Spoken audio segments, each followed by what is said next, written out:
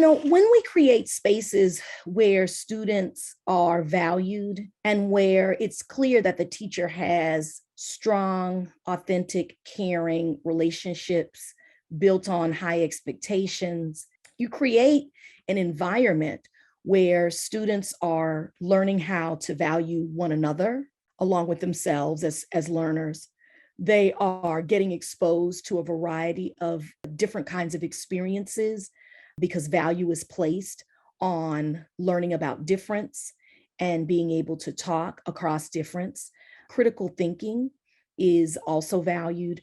You're going to create spaces where students are learning how to talk with one another in community.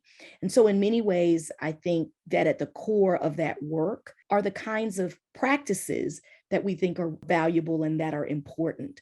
Culturally relevant pedagogy, in particular, as well as culturally responsive pedagogies, are deeply interested in sort of communal aspects of learning.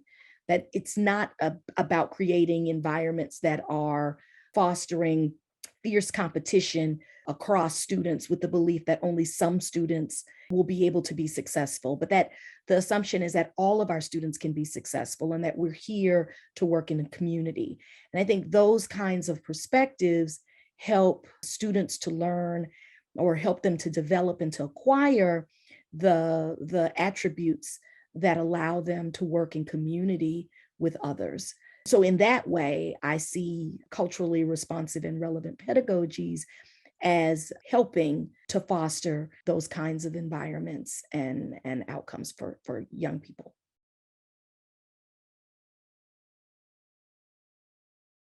When we talk about social and emotional aspects of a person's life, it's important to remember that all of those are filtered through social and cultural factors.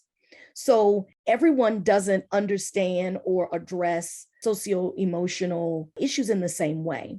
And I think it's vitally important that teachers think about how culture may play a role in the ways that different students interact and engage with one another.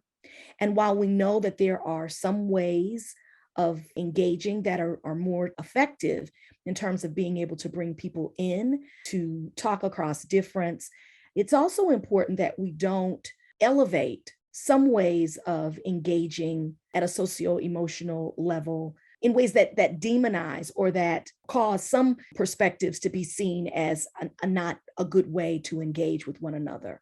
So I think it's just important to bring the same sort of sociocultural lens to the way that we do social emotional learning in the same way that we bring that lens to our teaching and our curriculum practices, that we're always seeking out different approaches that may play out across different cultural spaces and value those different ways of engaging that are useful and that can help us to develop that social emotional capacity for our students.